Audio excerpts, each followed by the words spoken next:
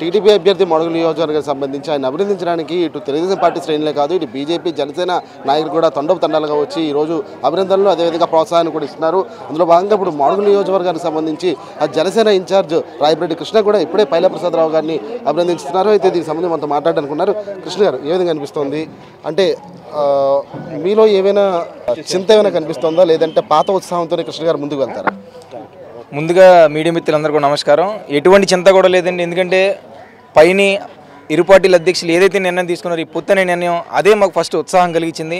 అందులో భాగంగా ఇక్కడ 2 సార్లు టీడీపీ ఓటమి చెంది ఈసారి కూడా ఓటమి అవుతుందని చెప్పి కార్యకర్తలు ఏదైతే దిగులు చెందారో పైలప్రసాద్ గారు నేను అనౌన్స్ చేసిన కార్యకర్తలందరిలో కూడా ఆ నూతన ఉత్తేజం వచ్చి ఈ ఎన్నికల్లో పైలప్రసాద్ గారు అయితే మాత్రమే గెలుస్తారని చెప్పి ప్రతి కార్యకర్త కూడా అనుకుంటున్నారు.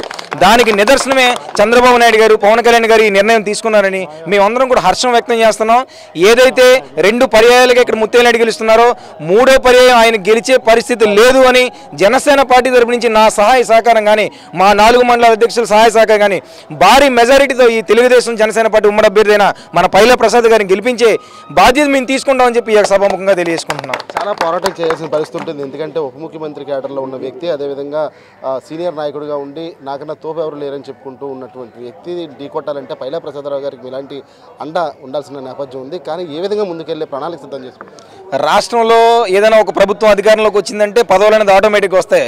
ఏదో లాటరీలో నామమాత్రంగా తగిలిన పదవిని మీరేదో పెద్ద పదవి, నేను పెద్ద పదవులు ఉన్నానని మీరు అనుకుంటున్నారు.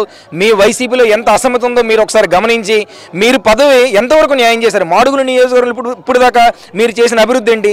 కేవలం ఏదో పైనుంచి ఇచ్చే సంక్షేమ పథకాలనే నేను ఆ కార్యక్రమం చేస్తున్నాను, ఈ కార్యక్రమం చేస్తున్నాను చెప్పడం తప్పితే మీరు స్వతహాగా ఏ ఆలయానికైనా మీ సొంత నిధులు కనీసం 10,000 రూపాయలైనా సరే మీరు ఇచ్చారని చెప్పి ఈ యొక్క సమాముఖంగా ప్రశ్నిస్తున్నాను.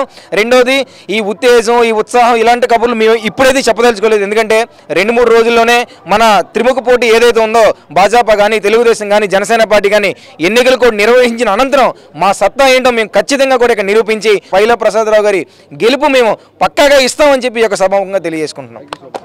కూటమికి కట్టుబడి ఉంటాను. ఎటు పరిస్థితుల్లో కూడా ఇటు తెలుగుదేశం పార్టీకి సంబంధించి జనసేన అదేవిధంగా ఎటువంటి నిర్ణయం తీసుకుందో దాన్ని కట్టుబడి తప్పనిసరిగా గెలిపించి తీరుతామని చెప్పి ఇటు రాయపరెడ్డి కృష్ణ కూడా చెప్తున్న పరిస్థితి. కెమెరామెన్ ప్రేమ్తో ప్రసాద్, ఎంపీ మాడుగుల నియోజకవర్గం నుంచి.